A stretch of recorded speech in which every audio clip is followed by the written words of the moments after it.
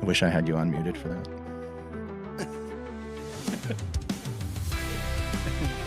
I'm just a non-stop stream of gold.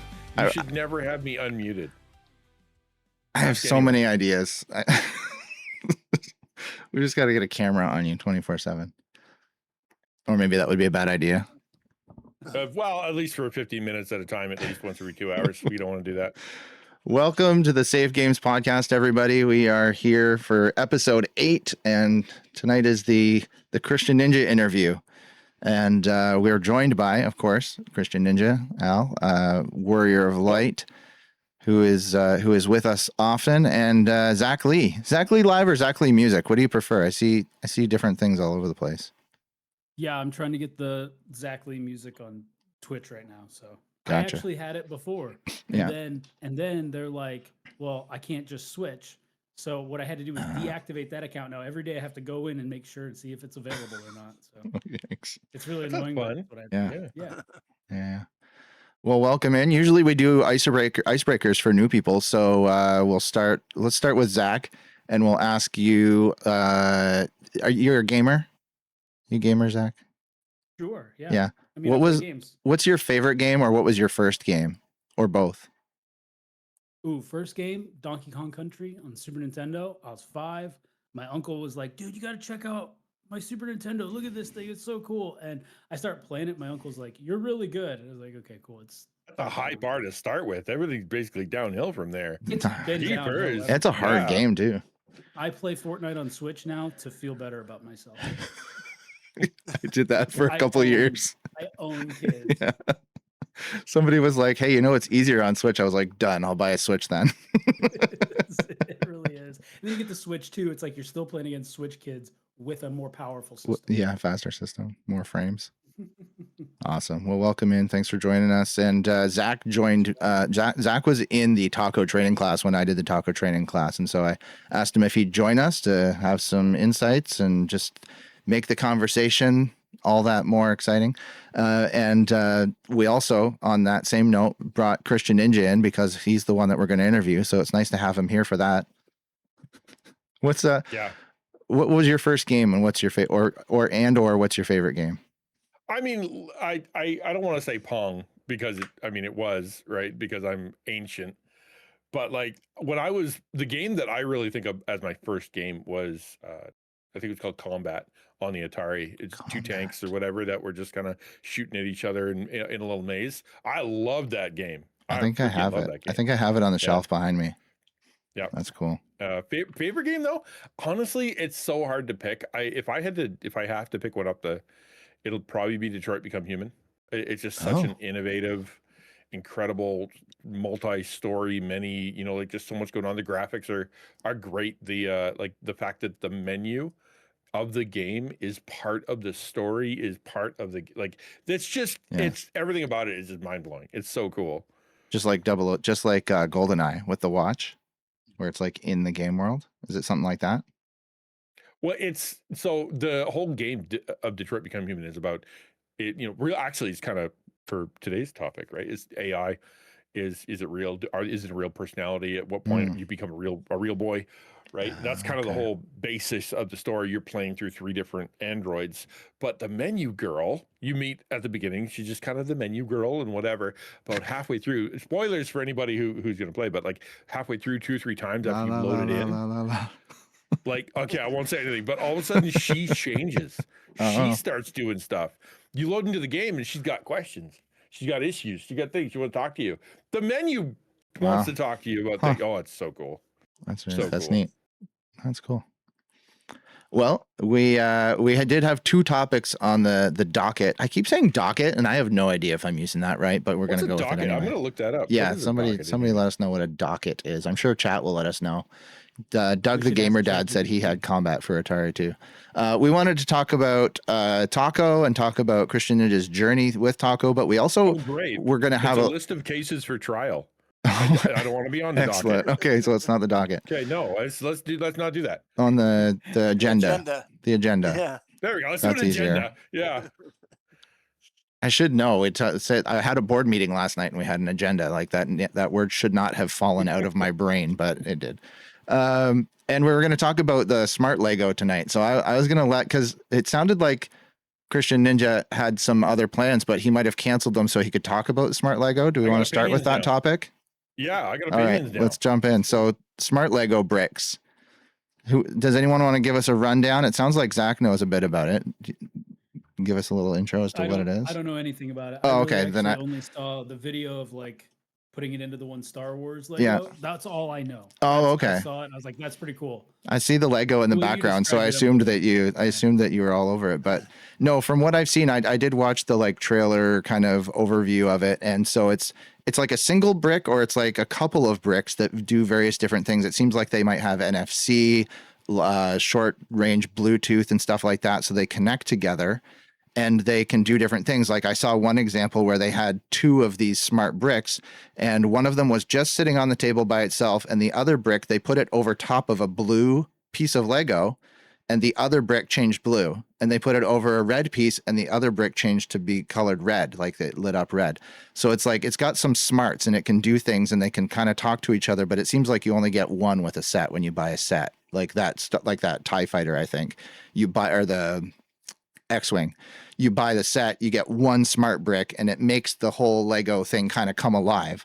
Well, this article that I found and I sent to the other guys here is like, apparently people are mad.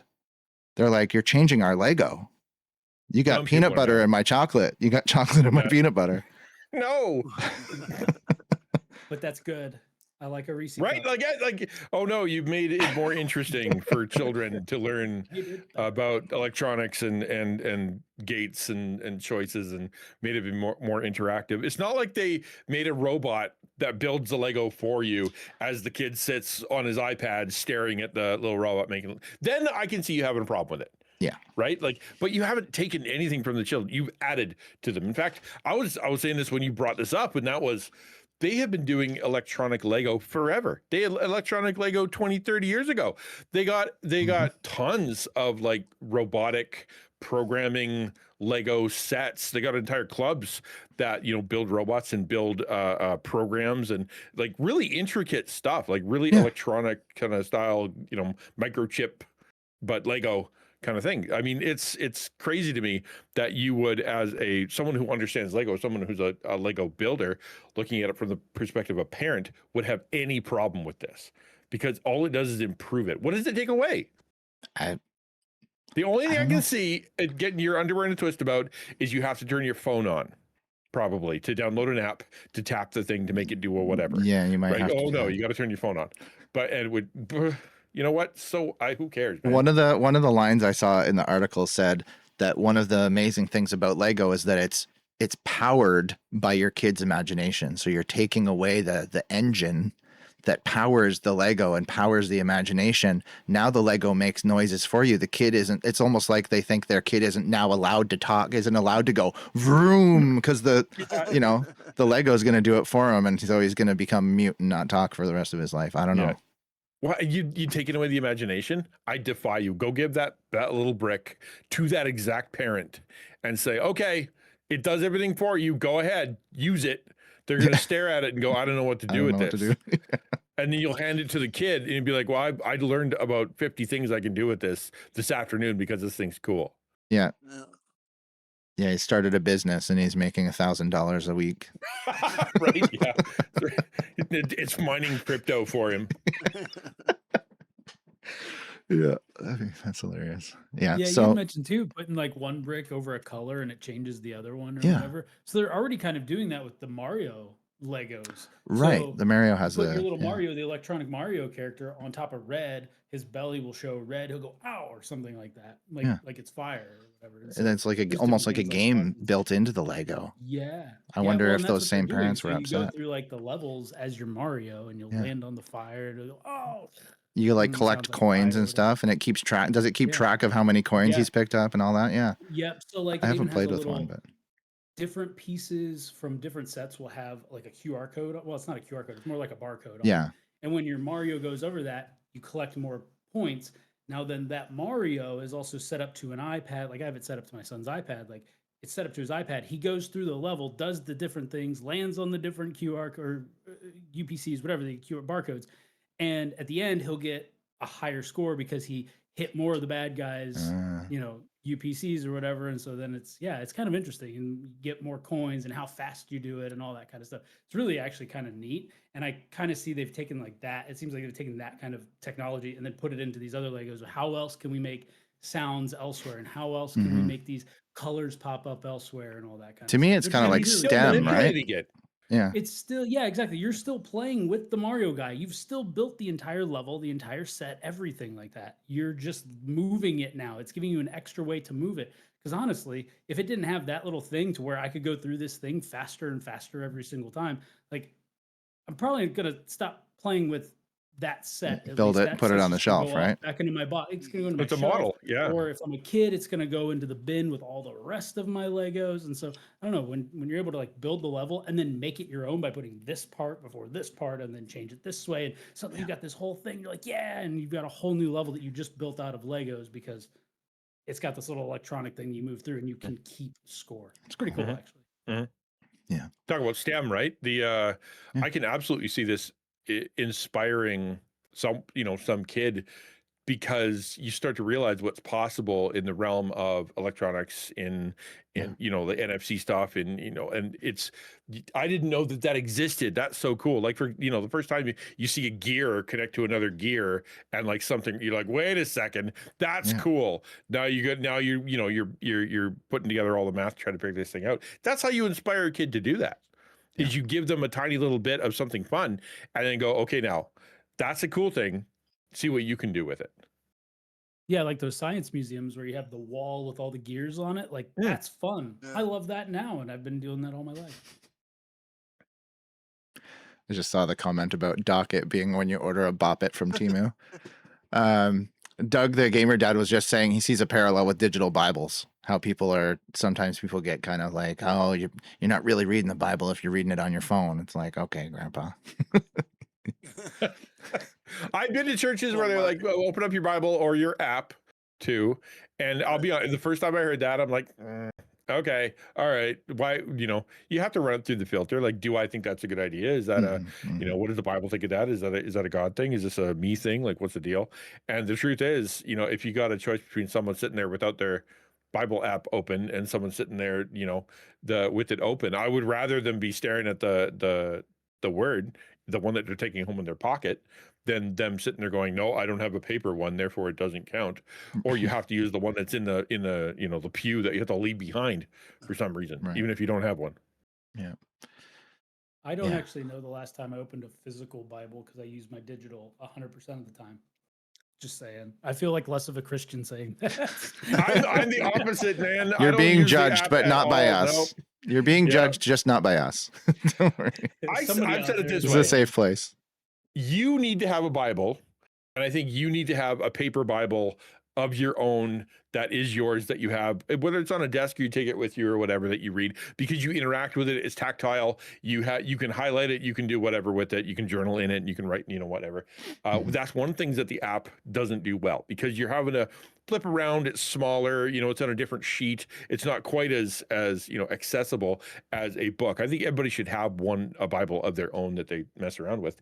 But at the same time, if you're out, it's not like it cancels out that Bible, me being a Bible. You know what I mean? Mhm. Like, I do Devos. I can't do Devos on an app, especially considering the phone that I do it on has alerts, beep, beep, Yeah, bonk. And I'm like, constantly, no way, I can't do that. And so, like, I have a book. I have my Bible book, and I use it. And I don't think it's because I'm ancient. I think it's just because it's actually, you know what? It's not, because there's a renaissance happening right now of single-use devices. You Mhm. probably know about this, but like the Nintendo DS is making a resurgence of popularity because it is a device Disconnected. that's all it does. Mhm. Right? You put the game in, the game works. You don't need to download a thing. You don't need to connect to the internet. There's no, like online, nothing. You just play the game. And I was watching a video a while back, was talking about how to simplify your life, one of the ways is to use singular devices, like have your watch be a watch, have your phone Camera be a be a phone, camera. bring a camera with you, Mhm. that kind of thing. Is it inconvenient? Yes. But at the same time, it allows you to be in the moment more. Yeah, that's true. Well, yeah, because you could pull your phone out, or I want to swing back to the Lego topic in a second, but pull your phone out to take a picture of a beautiful sunset, and all of a sudden it's like, oh, I have a notification. And I just missed the sunset. reading Yeah. reading messages on Messenger or Discord Yeah. or something. But Or I am should curious. post this? Yeah. Right? And Yeah. who cares? No, I can't post it. It's on my phone. I have to take it all the way to the computer to make it do anything. I guess I'll just have to take a picture and enjoy it. Yeah. I am curious because Lego has gotten really, really into games, video games. What those parents think about that, because the games are quite popular. Yeah, I mean, we may never know, and it might not matter, but it's just a thought. Like the games, I think the games are very. I started one recently. I played it on. I had my all-day streamathon thing just before Christmas, and I played a game called Lego Brick Tales, and it's kind of like Captain Toad's Treasure Tracker meets Lego. So you do these little individual levels and missions where it's like, build this to get here, or spin the level around and see this so you can get to this and do this. And I was quite enjoying the one it. That's like a total vibe? Like it's just super soft music The and like whole- really yeah. soft lighting. Yeah. Like that is, it's, to me, it's neat. But when I played it the first time, I played it maybe 1 or 2 levels, and my thought was, I should be doing this with actual Lego. This is dumb, right? It's different than running around with my little, Legolas, or running around with R2D2 Yeah. in like the Or world and doing Batman, that. That's yeah. a game.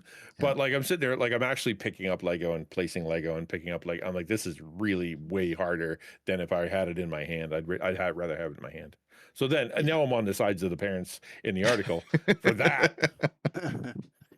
Well, I they like also the have I like the Lego- storyline of it. It was cool, but yeah, Warrior. They also have Lego Game Party, which is inviting your friends to play Lego mini games, and they're basically interesting. I mean, we had somebody this weekend that was playing that, and I think Dr. Romans is also playing at that.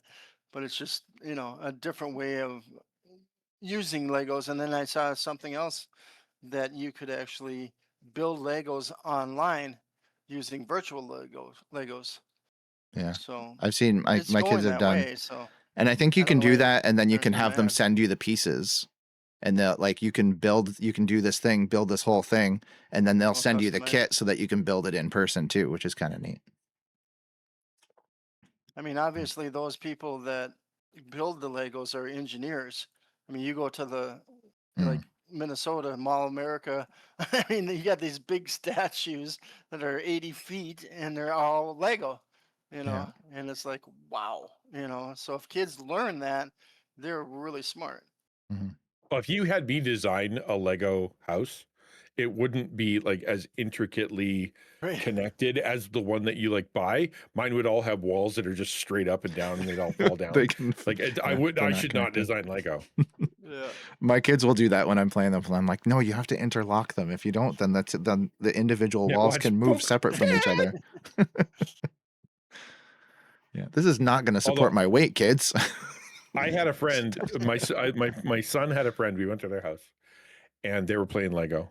And he afterwards he comes in the car, and he's mortified. He's like, I never want to go to that house ever again. Those people are insane.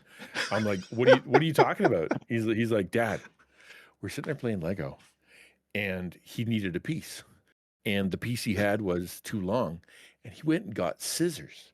Oh And no! he cut the Lego. I never want to play with that kid ever again. He cut the Lego. Cut the Lego. I'm like, you're Pretty right. strong We will scissors. never go Watch there. out for that and kid. then we never spoke to that couple ever again for the rest of our lives. Life changing. Wow. That's hilarious. All I Wow. know is don't step on Legos; they hurt. Yeah, fair point. Yeah. Actually, sure. I heard a better one. Someone said, you say, I hope you step on a Lego. Somebody said, I hope you step on a D4. I'm like, oh, that's infinitely worse.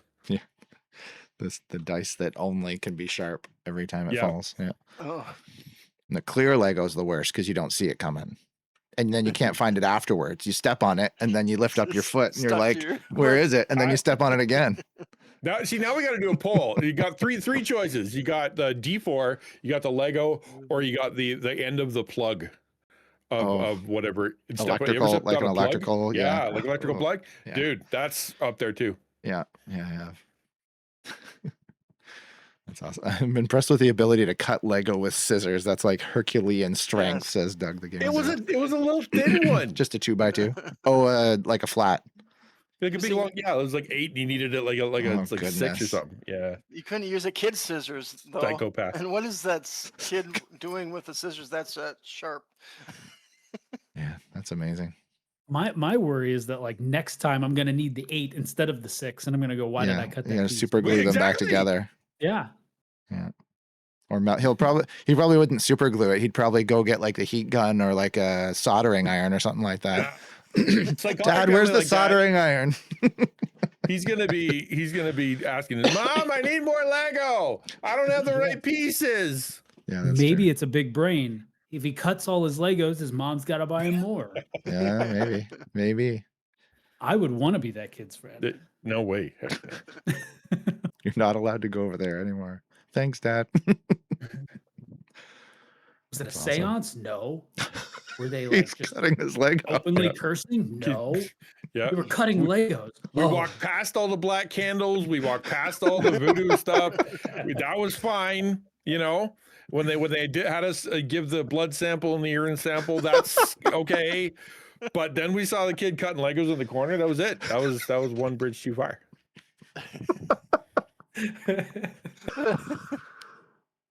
Oh, hey, let's move on to our interview. That's good. I'm glad we got to talk about that because I was feeling kind of a similar way. I was like, what is wrong with people? Why are they upset about this? That's So- a whole nother problem. Now we know what's wrong with people. Mhm. Anyway, so yeah, let's jump in and let's explore the world of XtianNinja. Taco, can you tell us a little bit about how you got started in the digital space? Would that be a good place to start, like your Sure. beginnings there? Yeah. So I was a pastor for a really long time, like normal old school pastor. As a preacher, mainly the old school Baptist preacher. And I always was a nerd. I always had, electronic stuff. I was the guy that would go to the church and be the pastor and then kind of drag them a decade forward, right? Like, okay, it's time to get the projector, turn off the overhead, time to get an electronic one. We probably could use a computer, guys. And have you ever heard of a website? That was part of it, but it was never really a big part of my ministry because we were spending so much time doing, crisis work and like old school pastor and preaching and stuff. But that was always my interest, right? And so later, after 16 years of old school ministry, as I was kind of praying through, God, what do you want me to do? He impressed upon me Twitch, right? I did a bunch of research about, what to do and live streaming and what can I do. The bit of long of a story is basically that I asked a friend, what do you think I should do? And his question was, well, what are you doing? And I'm like, well, I have a podcast. He's like, well, why don't go do that? Otherwise you go crazy and see if God does something from that. And so I wanted to get feedback because podcast just goes out. You don't get much back. And so I wanted to get back, and that led me to live streaming, which led me to start research about what Twitch is. And as soon as I heard about Twitch, that's where my heart was. I'm like, man, these are my people. Like they're nerds. They're at home. They are usually mental health issues, learning disabilities. They got doubts. They've been church hurt. Like I'm like, these are people that I understand. And so therefore immediately it's like, I want to minister to these people. I want to pastor there. And I just jumped in with both feet. I went from God going, okay, go do that, to full time, having never streamed before. I would never put anybody on my path. It was don't do it my way. But I was, I jumped in both feet, had no other plan, no backup plan, no income, no nothing. But this is where God want me. Let's go. And he's been very faithful to keep me going for almost 5 years now. That's awesome. I was actually just I was with Flat Cap the other day, and I was saying that I've been going for 5 years, and you've been going for about 5 years, and it's amazing to see how all people kind of started around a similar time, except for those long time guys, Pastor Susie and a couple of the others, but like so many of us started at the same time, and you came in right at the right time, I think, to kind of be when I started and I discovered you, I was like, okay, this guy's kind of like almost like a hub or like a central, like I assumed that you had been doing this for 10, 15 years because people seem to gravitate towards your community as like a, hey, if you want to know about Christian streaming, go talk to XtianNinja. Like people told me to go talk to XtianNinja. And so I thought that was really cool. So that, where did the idea for Taco come from out of that? Well, there was a thirst for organizations, for accountability, Mhm. for people to validate, that is a real ministry, a thirst for dads, a thirst for pastors, right? Because what had happened to so many of the people that were there is they would come into my stream and they'd say, hey, I've been streaming for XYZ, like it was COVID and I started, or I, been doing this for a couple of years now, on and off. It's important to me. The people are important to me, my community. But when I went to my pastor, I went to my church, I went to my parents, I went to anybody, they just kind of basically invalidated what I was doing and told me it was dumb, or I shouldn't do that, or video games are evil, or et cetera, et cetera. And so instead of stopping, I just quit going to church, or I quit talking to my pastor, or I gave up that friend and I stuck to, doing this thing that I think is important. And as I came across more and more and more and more and more of those, I'm like, that's no good, because there's a bunch of people out there trying to be missionaries, trying to be community developers, trying to be Christian counselors, because some of these people are pretty in a really hard time, and they have no account, no support, no nothing. They're just doing their best. And I'm like, that's crazy. God had, kind of built me as someone who could do leadership development, organizational development, pastoral counseling. That's what my whole job was. And I went from somebody who was like, well, I want to be, a streamer, a Christian streamer, Yeah. to I want to serve Christian content creators, because like my heart went out to these guys. Talk about, finding my people. It's like, I get what that's like when you feel like you're weird, but you feel called to serve God, but your personality or your interest or your whatever doesn't seem to match, because you're not traditional, right? Mhm. You need someone to kind of come around you and kind of go, you know what, I believe in you and I think what you're doing is okay, and let me talk to you about that. When I first started these classes, so that's kind of where, that's where it came from. Yeah. And so it was like, okay, what are we going to do with these guys? We got to start a network. Well, how are we going to do network? Well, I'm going to do a leadership development course. That's what we're going to do. And so when I started doing this leadership development course, which is based on Equip from John Maxwell, that I adapted into being the what is now the Taco training, the creator course, it was just one-to-one. Every time it said leader, I just put in influencer, and it worked perfectly. And as I put these classes out, tell you what, man, tears every class, because I'd be like, so, like, tell me your story, or I'd just say, I think what you're doing is amazing, and I was just like, like the first person has ever said that to them, that what they're doing is good, or what they're doing is valuable, or they're good at what they do. Nobody else said that, right? And suddenly they're coming in, and I'm taking them real serious. They got like 4 people watching. Like, oh, I only have 4 people. I'm like, dude, you have 4 people. I believe what you're doing is important. Let me treat you like you're important. Yeah. And I was the first one for some of these guys, right? And it meant everything to them. Yeah.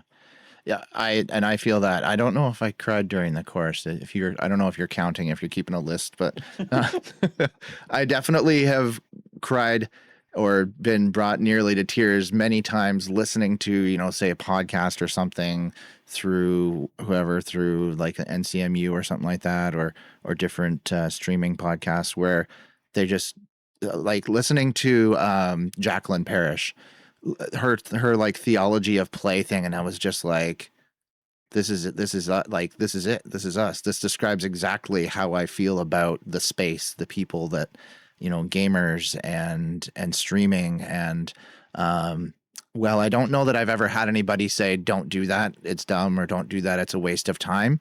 I've felt like somebody's thinking that or saying that behind my back or wherever. And so, yeah, just to have some sort of support where somebody says, no, what you're doing matters and it's important is definitely a huge boost to people's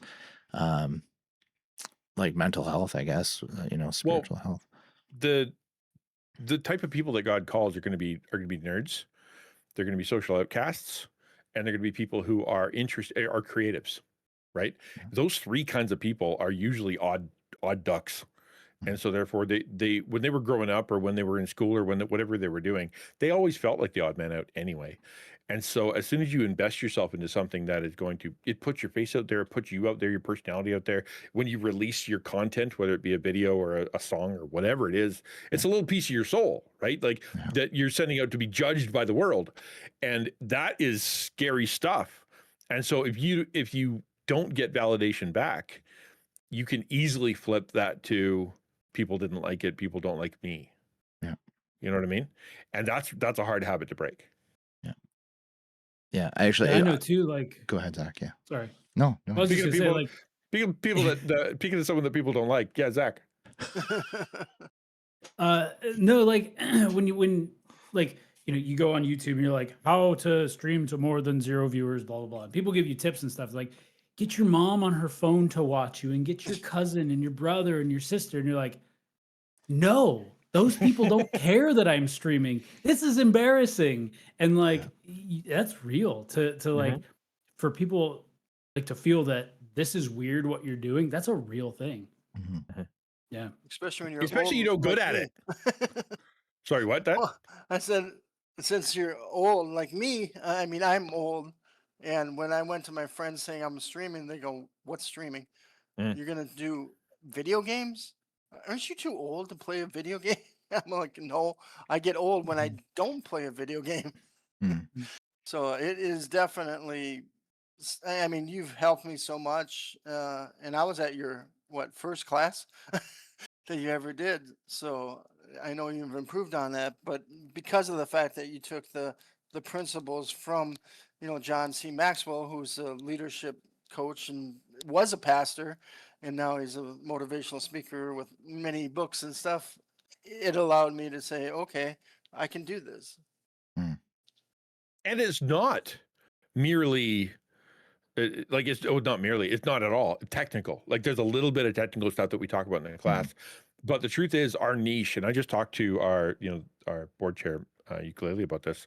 Our niche is philosophy, the philosophy of streaming, the philosophy of content creation, why we do what we do, who do we do it for, what is the purpose behind it, where are we going with it, where do we want to bring people eventually, right? Like I can't tell you the 10 tips on how to get, go viral. But what I can tell you is how to kind of connect with your gifting and your purpose and your desire and where your heart is, and to be able to make that into a path that leads people from someplace where you wish they weren't to someplace where you've been or you want or you are going. Right? Let's talk about that.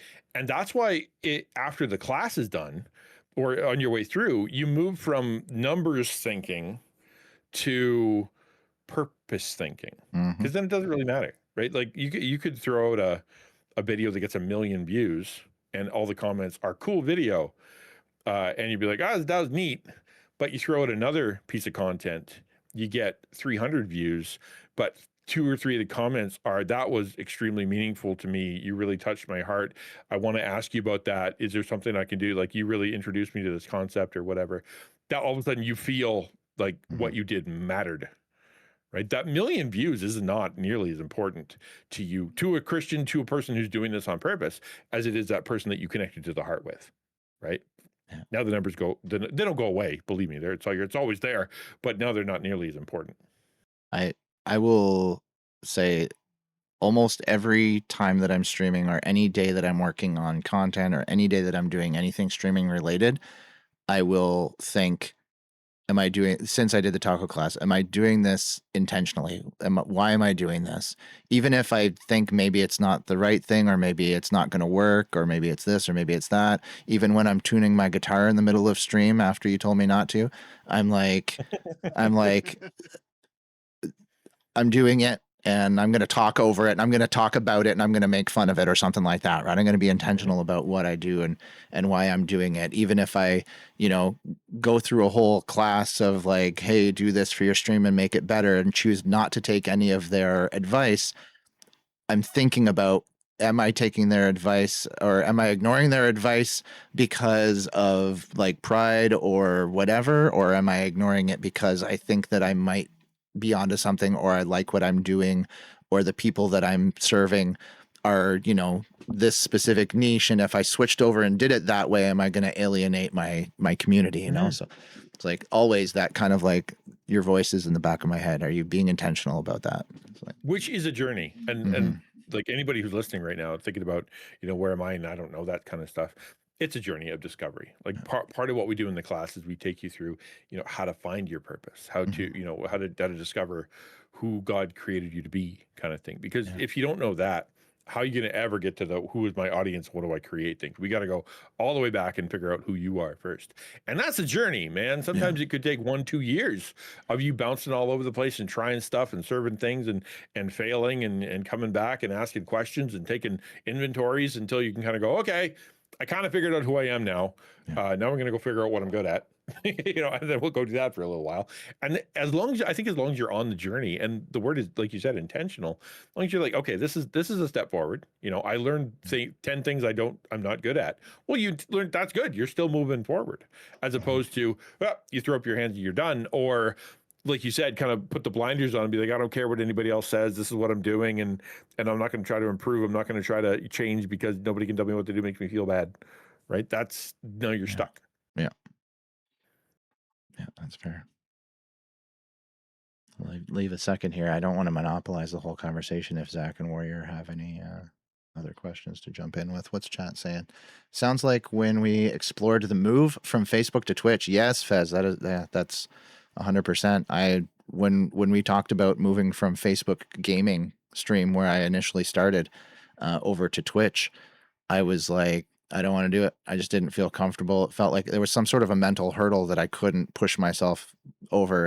And you know, the Fez was kind of like, you know, it's a good place. There's a lot of people there. It's all gamers, and like, you should think about it. And it took me almost a year to get on board with it. And then we made the jump, and yeah, that had to be intentional about it. Had to, you know, explore it and think about it. And well, we'll talk about, you know, when do you do it? There were so many people when Kick came out. I remember that being a big part of a big thing in the community where we have to go there. We should never go there. Jumped right away. You know, some like of them, yeah. and some people just went like immediately, and it's like you didn't miss the boat if you didn't go. There's always time to go. And also the people who went first, that, you know, how many of them are still there? How many are still actually part of it? I don't even hear about. I haven't heard someone say Kick. Yeah. In the Christian stream at a Christian realm at all. And it's so it's not like it I think that what I had FOMO or that pressure or that, you know, I got to get it right and I got to catch this magic bullet or do this thing and that's what's going to be, you know, that's all fiction. There's always a chance, there's always a time, there will always be another generation coming up. There'll always be something happening that you can catch on to. I don't believe that that God's will is, you know, this perfect bullseye, and that anything outside of that, you know, narrow little bullseye is sin and wrong and God won't bless. Failure, right? Yeah. It's more along the lines of like the Garden of Eden, where God's like, not that one, right? Like definitely not that, but here's a whole forest full of things you can eat from. Like they're all good options, right? Is there a better option and a best option? Maybe. We'll discover that later, but just don't do that one and you're fine. I just got a picture of those memes where it's like, if I throw this ping pong ball and I get it in that cup, I'm going to do my laundry. And then they throw it this way.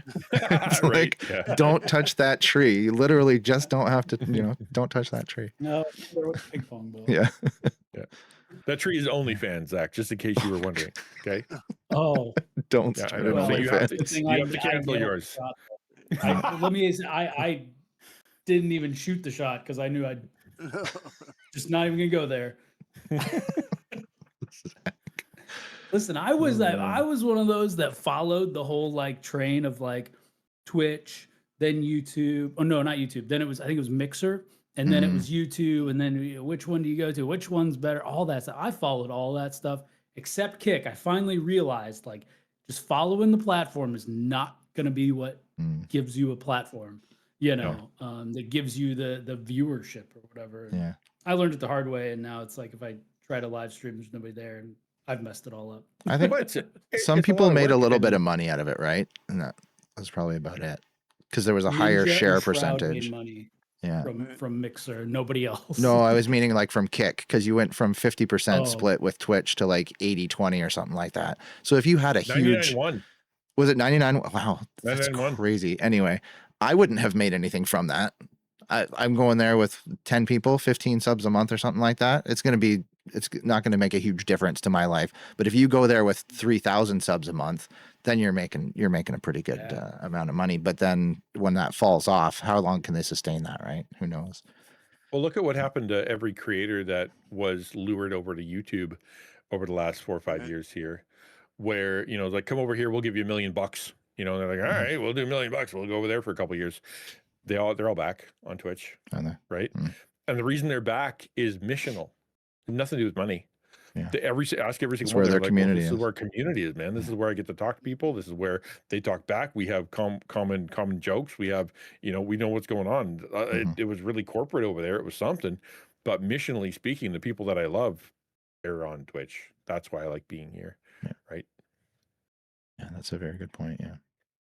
Yeah, you're absolutely right. Because even some of the bigger ones too that are multi-streaming, they'll even say, "Hey, I'm reading I'm like Ludwig and I can't even think of the other one I'm trying to think of, but they will literally say, "Hey, listen, if you're on YouTube and you want me to read your comments, come to Twitch because I'm reading Twitch Right. comments." Like that's what they'll say. Like they've got thousands of people and they're like, "Go to Twitch." Yeah. It's all good. That'd be interesting to talk about because, you know, Ninja, you were talking about what's happening with Twitch. Are they going to be around again, or is Netflix going to buy them? Which would be interesting if they do. So I know that has nothing to do with this podcast, but I was kind of curious. Well, I mean, it's a missional thing. Things it's a are always purpose thing, changing. right? Yeah. So when the platform changes, just like Zach was saying, right? Platform changes are going to happen. The bullet, you know, the target's going to move or whatever. The question isn't should I jump. The question is what I'm trying to accomplish easier to accomplish over there, or the people that I'm trying to serve over there is the thing that I'm trying to do better to do over there. And if you know, if like today, for example, I send out a tweet that said, you know, X has gone too far and I'm deleting my X account, you know, because that platform has to me has gone too far when it comes to being just horrible, terrible people. And that platform, you know, the argument is, well, yeah, but everybody's there and it's, you know, people, you know, the algorithm that, and if I had premium, I could stream on there and then, you know, because I'm conservative, blah, you know, but the platform is less important than the purpose for why you're doing what you're doing. Right. And so therefore, if my purpose is to, you know, serve and love Christian content creators and to demonstrate to them care, then I can't do that on a platform that is stealing their art and creating child things you shouldn't create. You can't, right? I can't do that. Yeah. Right. So it's regardless of how successful I could be on that platform, it doesn't matter. I dodged a bullet because I have a Twitch account, or not Twitch. What's that site? Twitter, X. Like I have an account, but I don't log into it ever because I never understood how or why it was so popular and how people use it purposefully and how they build a community and a following there. I'm like, I just don't understand how this works because I still think of it as 120 characters or 240 characters or whatever it was back in text messaging days when it first started. But no, it's interesting. I feel that way about Blue Sky. I have no idea what they do with Blue Sky. I'm like, I don't know what that is. Yeah. No, I was gonna I figured you were gonna post on X hey, you know, podcast, whatever. And I was like, okay, I was gonna go retweet it. And I get over there, I'm like, I found you. I followed you within the last 15 minutes, which is so funny that we're not talking about that. And I was like, oh, his last post is from a while ago. Wonder if he uses this. And now you're like, oh no, I don't. There's a lot of companies like that. You know, you go there and I've tried to contact whoever through X, and you go back and their last thing of 2023, and you're like, oh, well, they're gone. You know. Yeah, Minecraft Realms was down yesterday, and I went to check their status, and their last post was 2024 on their Minecraft status page or Mojang status page. I was like, oh, okay, this is useless. Well, not that we're talking about this, but you know, sort of the AI, all the rest of that stuff. You wonder when the bubble's going to burst and how far is too far. How long can you get away with that level of sin and folly before people just kind of go, you know what, that's too far. I think we're close, man. Yeah, I think we're close. there's a lot. It's a big topic to dive into. We don't have time tonight. But not tonight. tonight, Not yeah. yeah. What would you say over the years has been like, so one of your biggest struggles and one of your biggest blessings from your journey from taco or streaming? So I get struggles for me is personally like there's organizational struggles, and then there's like Alan struggles. And if you're talking about Alan struggles or organizational struggles, you know, like they're often connected. But for me personally, the struggle is energy management. And it's because I only have two gears, right? I don't have a gas pedal. It's a switch, right? It is on all the way on or off all the way off.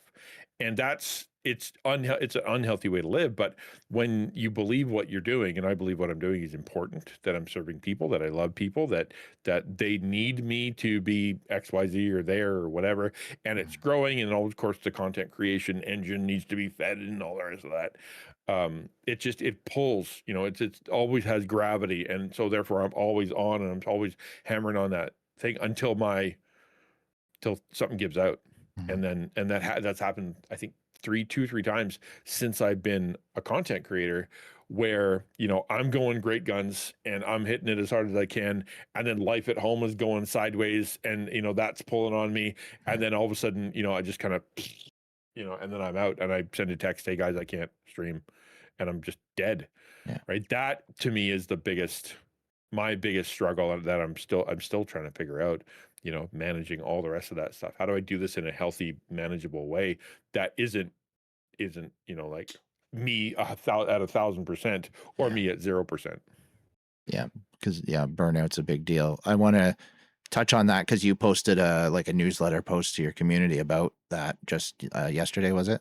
But can we do what's been the biggest blessing and then jump back over to the burnout thing? Because I think that burnout's a big topic for a lot of people, but I'm curious what your biggest blessing it might be. I'm going to go with friends. The relationships online, one of the accusations, you know, the old buddy duddies have is that the like online stuff isn't real, right?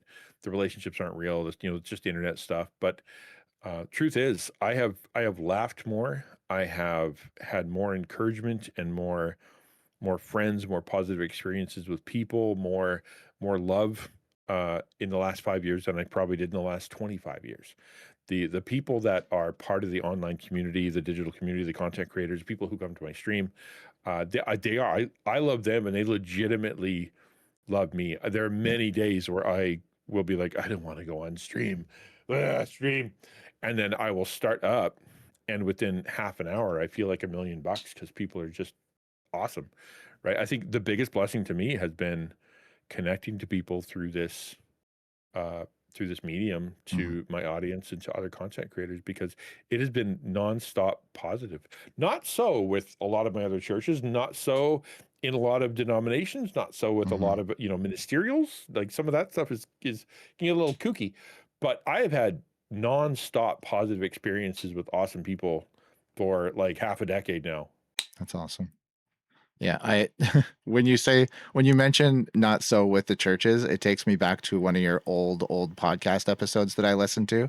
And I don't know how many people have heard this story, but I tell it to people all the time about how you were in the one church and the guy stood up and said, Pastor, you put the Bible behind, or like you put the Bible behind you or something like that. Back on the Turned the back on scripture. Because he literally moved the show Bible behind himself so they could do a baptism or something in front. It was like, I lost it. I had to pause the episode so I could laugh and then come back. Not funny when you're living it, man. No, it's not. I can imagine that moment like it was yesterday, where the deacon is, you know, you turned your back on the scriptures, as in the days before Josiah. Pastor Al has turned his back on the scriptures, and he's leading us into error. And my brain is like going, I could just imagine you just like going like, what did I say? What did I do? Like, I don't remember preaching that much heresy. Usually I sprinkle a little in for fun, but I don't do a ton. And all of a sudden, you know, I'm like, what is it? And he's, you know, and it was I moved the communion table. Oh, yeah, I know you did that. Yeah, that got me. Like I said, I tell people that story all the time. I'm like, you got to hear this story. It's crazy. I'm sorry that you had to go through it, but just know that it's been a blessing to me. That was the same guy that we had a drummer. Zach can appreciate this. I'm a drummer. We had a I don't know how to play the drums. we had a worship pastor come in because we were trying to reinvigorate the church. We finally had a guy come in. He knew what he was doing. He brought his family. Family was really good singers. Kid played the djembe drum, and he plays all the way through, and it was great. Like some of the best worship we'd had there in months. And finally come around, and the stinking same deacon, man, right in front of the kid or right in front of the kid's dad, he goes, those we I don't like them voodoo drums in the church. And I'm like, what did you just say in front of these people? Like, what is wrong? Oh no! Wow. Right? And weirdly, that whole family was gone within 6 weeks. Oh, that's strange. Weird, I wonder if right? there was like a correlation, if there's any. I don't know. I was gonna ask, but It was the voodoo drum. Just let him go. Yeah. might have been. Yeah. Yeah, that's amazing. I actually, speaking of drums, my wife was listening to the John Christ podcast, and Tara Lee Cobble, who does the Bible recap podcast, was on there, and she made mention of like, well, back when I was a kid, we weren't allowed to listen to Christian music that had drums in it. I was like, wow. Did you know that I the did Grand Ole not. Opry for years wouldn't allow drums to be played at the Grand Ole Opry For Wow. religious reasons. for racist reasons. Oh wow, Yep, that's look it crazy. up. They were super racist right up until they brought in their first drum kit, I guess, and then they're all good now. Wow. All right. Well, back over to then the burnout conversation. Back to the burnout. Yeah. So yeah, you sent out a message, just talking, because I think it's important for people to hear from us who are watching us and who maybe they're being inspired to take up streaming on their own, or maybe they're creating something else, or maybe just in their professional life outside of gaming and streaming or any kind of whatever, to hear about like just kind of a work-life balance and what that looks like, and how do you recognize it? Well, Do you recognize it until it's hard for me, man, Yeah. because I care deeply, so I work hard. Like when I first started streaming, I was doing 14, 16 hours a day, 7 days a week for months. And I'm not saying that's good. I'm not saying that's good, but that's what I was doing. And months later, God's trying to get a hold of my heart and going, dude, take Sunday off. I put it right next to don't murder people. I'm pretty serious about it. And so I took Sundays off, but then it was, go great for 6 days straight. And you can only keep that up for so long before you're grumpy, before you're making errors, before you're doing, like things aren't going well. There's been two illustrations that God has really kind of given me over the last 5 years here. The first one was Lazy River, where this is me during Devo time. God, what do you want to say to me? Sit there, put down the pencil, and just ask God to speak. And the image was a lazy river, which is, there was a picture of a river and it was going fast. And a log was coming down the river, and a girl fell into the river. And as she was trying to, crawl across, she gets smacked by the log, and it hurts her, right? And then another image of a gentle river, and then a girl fell into the river, and the log came down, and she was able to climb onto the log. And it was, Al, you're the river, right? You're the log is your mission, and you might not know this, but your speed at which you're moving, you can injure people with the stuff you're trying to do, even if it's positive, even if you could hurt people with the mission you're on. You need to do this better and slower and more methodically, and that's okay. You don't have to do everything at 1,000 miles an hour. And I took that, under advisement from the Lord, and I tried to make some adjustments. And it was, life starts going a little bit crazy. And it was about a few months ago, where same thing, kind of, praying, God, what do you want to say? And it was a picture of me walking down a forest road. I always feel like I know it's God because it's a naturalistic image that I wouldn't normally, because I don't go outside. I don't know what, I haven't seen a tree in 6 months. So like I'm walking down this forest path, and I come up to a cabin. Cabin is there. I'm touching trees along the path the entire way. As I'm touching the trees, I see the cabin, and I look down at my hands, and I realize my hands are just wrecked. They're absolutely just raw and destroyed. I look over, and there's a man coming out of the cabin who invites me in, right? And would you like some care? And I go in to get some care. He bandages my hands, right? He heal, and then I bolt. I leave. And I take off, and I'm like, but I don't go to the path because I still need treatment, right? Like I know that, and yet I don't want it on his terms. I want it on my terms, and so I go sit on a stump in the middle of the yard, and on that, obviously, he's like, don't sit there. That's not a good place to stay. And all of a sudden, spiders come up, and they start, climbing on me, and he comes over, and he, brushes them off. He's like, you need to come in.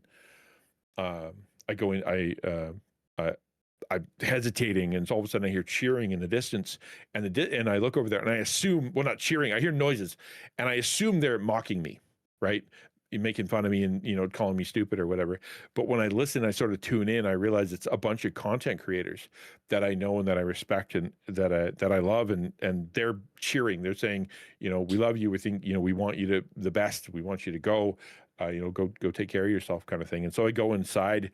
I realize I'm hungry. I can't feed myself because my hands are now, Q-tips. And so he has to feed me. And all the whole time I'm, I want out of the house. At the time, it was the whole lesson there was my relationship with the Holy Spirit, my relationship with the Word, my relationship with Sabbath, with rest. And so what I would do is I know I have to come to God. I know I do. That's the only way that I can get by. I need God, but I'm using him sort of like a pit stop, right? Where you kind of whip in, you get the minimum amount of gas that you need in order to finish, because you don't want to, you don't want to overload, and you get in there and do you need tires? Let's go. Off you go into the race. And you can only do that so many times. But because life is hard, and if you read, you go back to my blog, you can see all the crazy stuff that was happening with my wife and with me. I was injured. Right. The things I was trying to do and everything I was touching, and I was trying to touch all this stuff, and I want to do a podcast, and I want to do a blog, and I want to do a video series, and I want to do a stream, and I want to do an evening stream, and I want to do collabs, and I want to write more stuff and write my books, and I want to do the class, and I'm just everything. And eventually I'm raw and broken, and I can't do anything right, and everything I'm touching is just no good. And so God's invitation was, come and rest, take my yoke upon me. Take my yoke upon you. I'll give you rest. It's a lot easier to do things my way. And I would go, sure, cool. And I'd go, and then I'd go grab it, and then I'd run away. And he's like, no, you can't do that. That, to me, that stump, when I sat down on the stump, that was me going, okay, I'll do my devos in the morning. I'll spend a little bit more time, but I'm going to keep working. Right? I'm going to keep working and keep doing all my stuff, but I'm going to, I'll try to do it, in a more mindful way. And it's like, well, you're actually going to do yourself harm there. Like you're setting yourself up for failure, for temptation, for, all kinds of stuff you don't see. You don't know what's going on. You think you're resting, but you're in the middle. That's not where I want you. And all of a sudden, the warning of the spiders kind of getting all over me, and that I didn't really see. So I go inside, and I need him to feed me. I'm a pastor. Right. I know the Bible. I can read the Bible, and I could do my, go through the motions, and I can say the prayers, and I can read the book, and I can do the Bible study. And I think that for me, the cotton ball hands and him having to feed me is basically going, that's not what we're doing here, man. You need to let me feed you, as in you need to wait, and you need to listen, and you need to eat my word and let it sit in you for a little while and think about it, and don't be studying, and don't be trying to, what can I talk about this on stream stuff, right? Like this, you need to be fed, not to let it out. I'm not giving you content, I'm trying to heal you, trying to give you food. And so I'm still in that zone. Fancy. Right. I haven't made it, I haven't sat down in the cabin yet and really said, okay, Lord, heal me and feed me. I'm still have this instinct to run out to the front yard. One thing I missed in in the story is that all the way along when I was walking down the path, I was looking at a horizon, this bright horizon in the distance. That's where I was going. I was going to the horizon. And as I was running out, the God or the old man, right? He goes, you can't get to the horizon, right? Right. The goal you're trying to achieve, this bright future, this thing that's over there that you think you're going to be able to get to, is an impossible task you're not capable of reaching that I never asked you to go to. You're trying to do something impossible. Clearly, that's one of the reasons that you're so tired, right? You need to be healed. We need to do some stuff. And then we can start talking about what you're, where I want you to go and what I want you to do and what the actual goal is, right? Because I can say I know what I'm doing with Taco. I can say that I want to serve the lost, lonely, and disenfranchised through my channel. But I'm at the point now, I think, where I've done so much and I've connected so much and done so many things that God's like, okay, you did what you always do, and that's a whole lot. I need to knock some stuff off of you and get you focused, because you're burning energy on stuff in a direction you can never reach. Yeah. And that's where I am now. So, like, to answer your question, what should people? I don't know what people can learn from me. Don't do what I do. How about that? Learn easier. There's a lesson in everything, and so yeah, if people can learn from that and learn a little bit from the class, and I believe now, don't poke fun at me, but because obviously I haven't finished the book still. That's your book is all about content creation, the art of digital ministry. Yes, I got it right. Oh man, I almost got it right. Okay. I get it wrong too. I keep saying impact. Yeah. Why do I keep typing impact? It's not the name of the book, stupid. It talks about, personal growth and balance and burnout and stuff like that. But yeah, it's a hard thing to be inside of, and also keep an eye on it. How do you keep an eye on it when you're like a frog in boiling water, right? Essentially. Yeah. You need people Yeah. who are willing to, I'm not a great example, because I will hit burnout. How do I know that I was wrong? Because I'm lying on the floor in a puddle of my own, drool. And that's, I must have been going too hard, too fast. I can't function anymore. Right. That's not a good way to learn. And I clearly haven't learned, because I've done that a few times. But you need people in your life. Like one of the ways I kind of knew that this was a God thing is because along with it, I had folks from Taco, like the board and the people that I love and people that, part of the community, and being like, dude, you're tired, man. You need to consider taking a break. You're some stuff going on there. You should, and really when things went really south with my wife, and she was in the, hospital for a long time. And there was one day, I don't know if you ever saw it, but I came on stream, loaded it up, and something went wrong. And it was something with OBS or something. And I just went, I can't. And I just turned it off. Right. And immediately I get like a text from the board to Taco Ukulele, Samus, like people, and they're like, dude, take a sabbatical. What the heck? Like, I don't know how many signs you need some time off, man.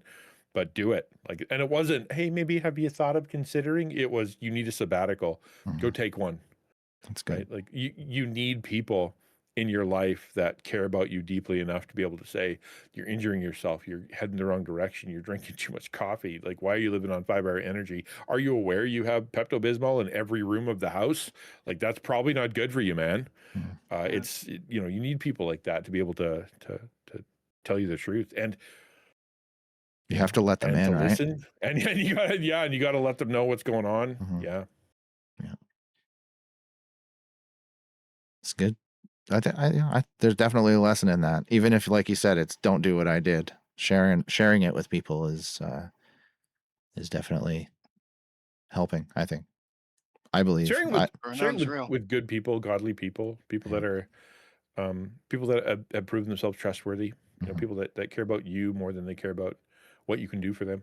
And that's hard. With the people that we talk to, the content creators, friends, like real friends, are hard to come by. And being able to trust people in authority, trust institutions, trust organizations. Not so good at it, right?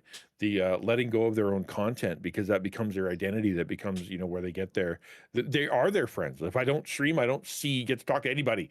That's just the way it is. It can be hard to do, right? It can be really hard to do. So that vulnerability and that authenticity that you have with a select group of people, you know, ask God to provide it, man.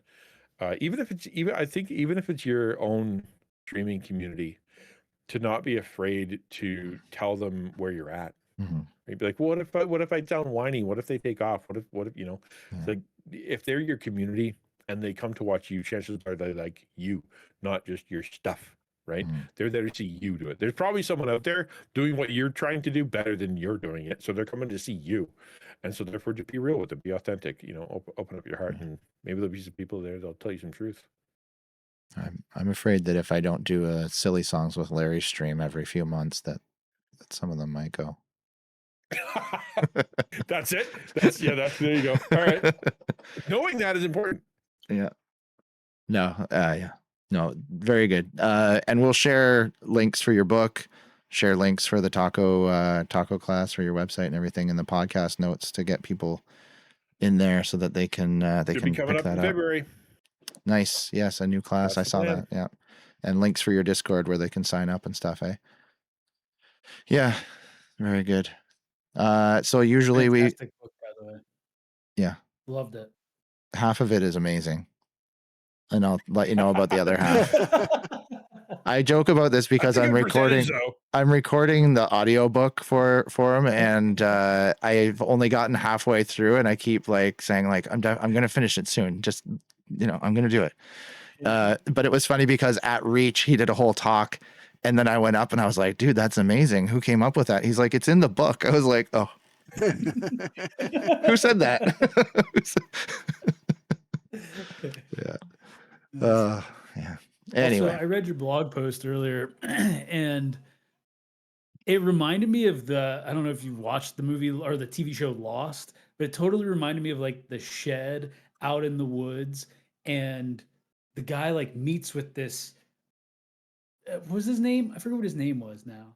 I don't know if you guys ever watched this, but he was essentially God in this, like it kind of represented God, and he was in this shed that they found all out on this island, and you know they were obviously, it was the plane crash and all that kind of stuff, but it was really interesting because they went to this one guy went there, and it was like that's where he met with this person, and he didn't know who the guy was because it was in the dark, but it was like he went there for like almost like a knowledge kind of thing, a refreshing kind of thing to kind of tell him what to do next. It was really interesting. I thought it was really interesting, and it made me think of that. The other thing too, I thought with the you know the hands that were, I was like, it was like Q-tip man. If you put your two arms out this way and you have like the two hands that are bundled up like cotton balls. That was the other feedback. Good. Now we have a comic book character. We can Q-tip There man. you go. Yeah. Somebody get on. You must have an artist in the community that's watching this. They're gonna tomorrow. My daughter is the artist in the community. Right, Yeah. By tomorrow, we'll have images in the Discord server of Q-tip Yeah, man. I want fan art of Q-tip man. Yeah, I'm on it tonight after stream. No, I just changed my mind. We're not doing Minecraft Mondays. We're doing Q-tip man Monday. No. ChatGPT will be all over this. That's true. Like take a picture. How dare you, sir? Yeah. Can you make his That's what Grok's for. You want to put people in clothes they're not supposed to be wearing. That's what Grok's for. No thanks. Yeah. Yeah. Deleted. Anyway, so this would be the part of the stream where we're closing down. What's everybody working on? Do they want to tell people to check something out? So, Warrior, you got anything specific that's going on recently? But a Blessing Boat or? Yeah, we just had Blessing Boat on Saturday, so that Nice. was good. We might be continually doing this every month.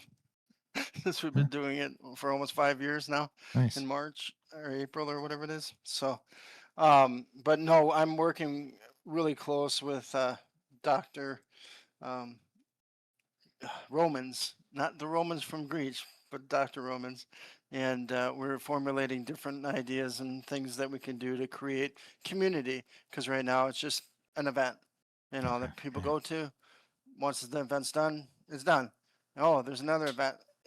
and that's about it. So we're gonna be intentional about actually creating like mini classes or mini webinars or whatever, and even do collaborations within our community, because the community's grown, but we haven't been able to really create good relationships. At least I don't think I have. So his insight is very valuable. And then I found out my boss that I work for actually has what is called a 518 exchange, and they're actually doing real live, um, if you want to call it esports, but it's not really esports. They have like 30 computers that people can come in and play games, but it's only for the disadvantaged youth, those that don't have the equipment, that don't have the money. And they now just created a course here in January that these kids are going to create their own video games. And so we will probably cover that when they go live, even though they have their own channel, because of what we talked about to them. But then they're actually wanting like streamers to play these games once it's finished. So Nice. it's kind of a unique way of doing things. Mhm. And then of course I'm still working with Romans too, from Reach, because he wants to now do what we did with Fortnite, what last year. Now we're gonna maybe do with WoW or some other game that a lot of Christian streamers are playing. And do Nice. that all day long. So we got a lot of things going on.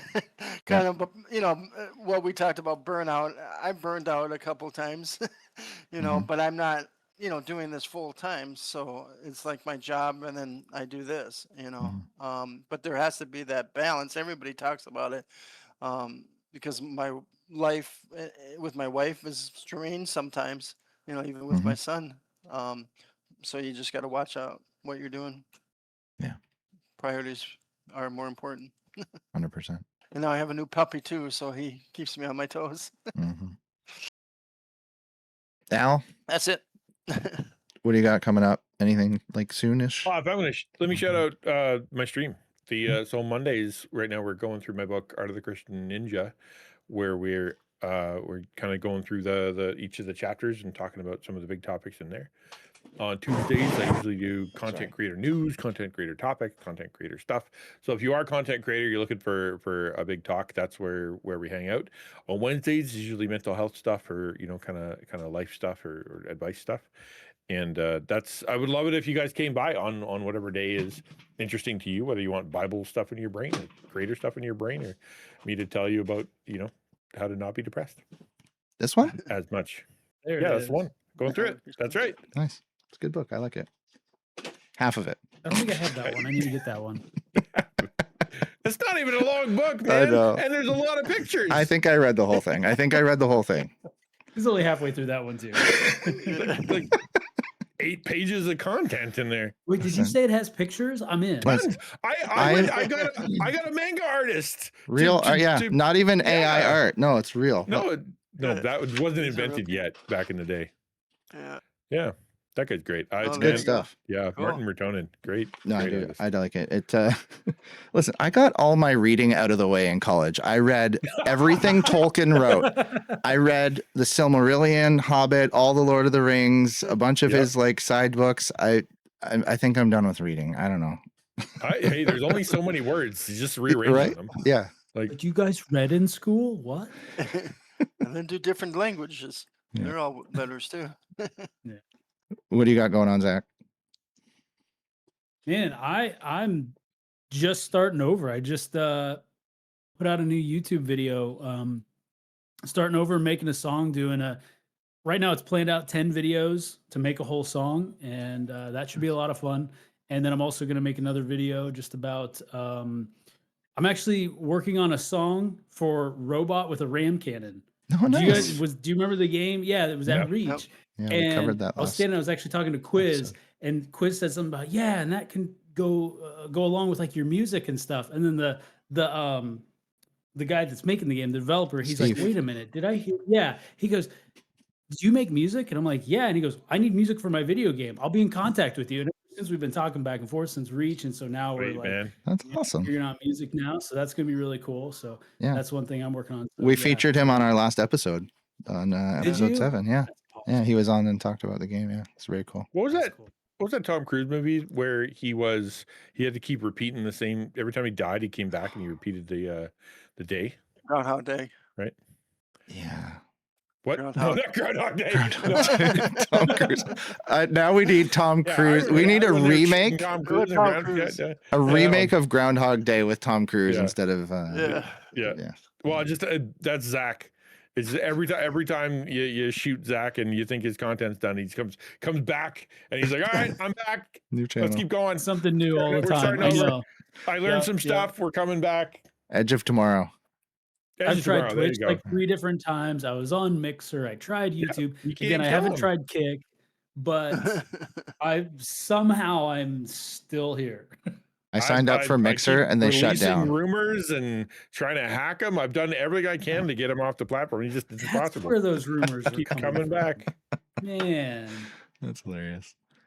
Well, guys, next episode is January 26th, and we are going to have Eddie Winback on the episode. I'm just throwing an image on the screen here. It's going to cover all of our faces for a second, but he's working on a game called Seed. We met him at Reach as well, so we're going to have him on the next episode on January 26th to talk about his game, and I hope that you guys can join us for that. We'll have a new, probably a new round table of hosts to chat with him and dive into that. So I thanks everybody for giving us your time and coming and hanging out with us and sticking through the really long Lego conversation there. And yeah, Not long enough. hope everybody enjoyed it. We'll Yeah, do a keep it part on. two, Stream about part it. 2 in a couple of months when it finally releases, and then people start burning down Lego stores and stuff. Yeah. All right. Well, thank you all again. Have a great night, and we will shut this thing down here now. Bye, guys. Yeah. That's awesome.